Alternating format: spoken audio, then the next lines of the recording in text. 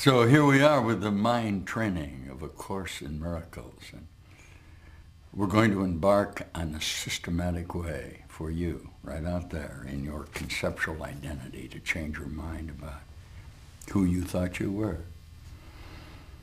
And you're going to sit for just a minute with a so-called advanced teacher. And the first question that's obviously going to arise in this mind training procedure is, how are you classed as an advanced teacher? Certainly an advanced teacher is not one who is studied religiously over a period of some years what the meaning perceptually of A Course in Miracles is. Just as certainly any ideas that you have about advancement in the technique of the mind training, that is to bring about in your mind a transformation of who you thought you were, would qualify you as an advanced teacher. Okay. The manner in which you systematically arrive at new conclusions about yourself are based fundamentally on the realization that there is no world. That is to say, as you have organized yourself conceptually in your own mind, you actually don't exist. If you saw that at the beginning of this mind training series, it offended you.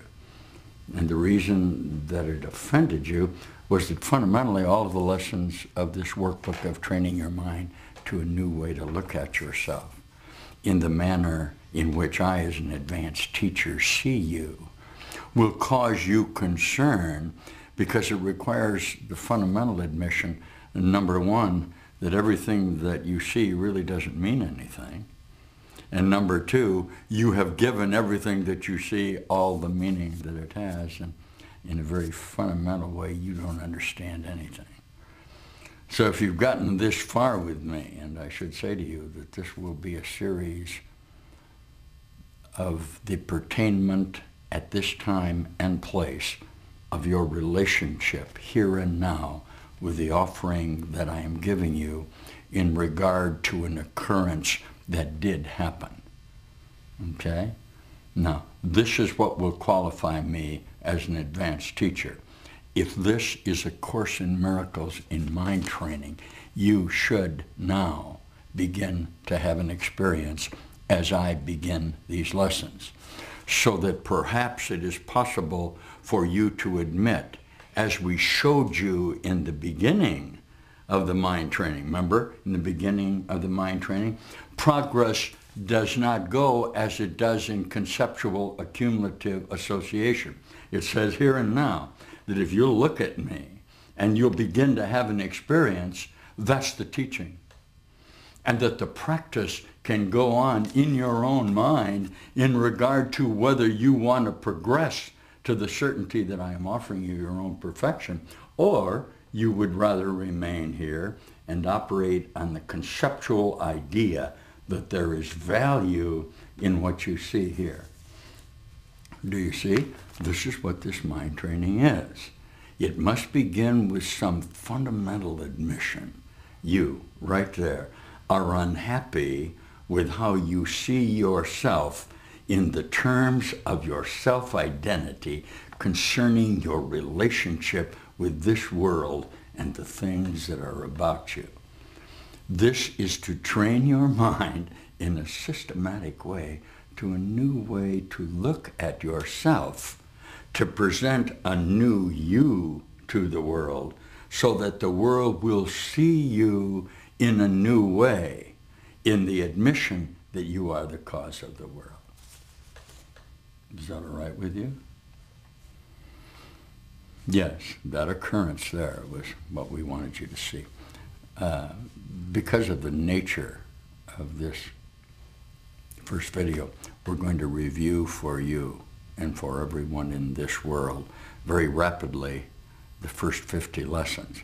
And we're going to start at the bottom with lesson number 1, nothing I see means anything.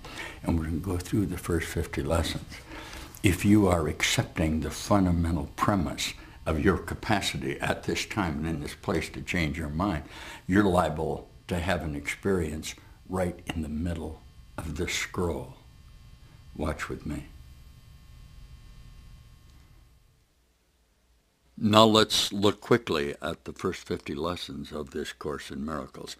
The first 7 will be the lessons we intend to do today. Nothing I see means anything. I have given everything I see all the meaning that it has for me. I do not understand anything I see. These thoughts do not mean anything. I am never upset for the reason I think. I am upset because I see something that is not there. I see only the past. My mind is preoccupied with past thoughts. I see nothing as it is now. My thoughts do not mean anything. My meaningless thoughts are showing me a meaningless world. I'm upset because I see a meaningless world. A meaningless world engenders fear. God did not create a meaningless world. My thoughts are images that I have made. I have no neutral thoughts. I see no neutral things. I'm not alone in experiencing the effects of my seeing. I'm not alone in experiencing the effects of my thoughts. I'm determined to see.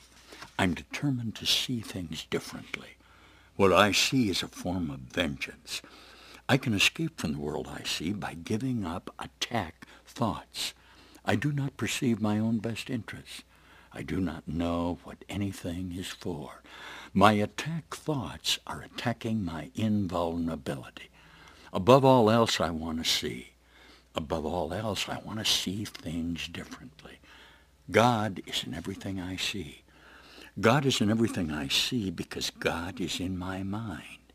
I am not the victim of the world I see. I have invented the world I see. There's another way of looking at the world. I could see peace instead of this. My mind is part of God's. I am very holy. My holiness envelops everything I see. My holiness blesses the world. There is nothing my holiness cannot do. My holiness is my salvation. I am blessed as a son of God. God goes with me wherever I go.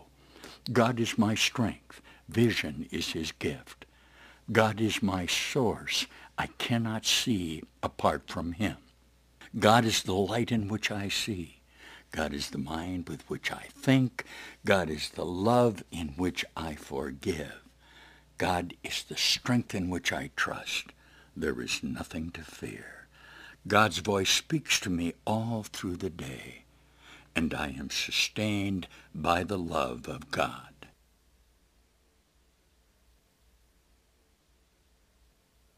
So we're back, and right in the middle, perhaps, with the first 50 lessons, you hit one in the 30s or 40s, you hit a lesson that says, God goes with me wherever I go.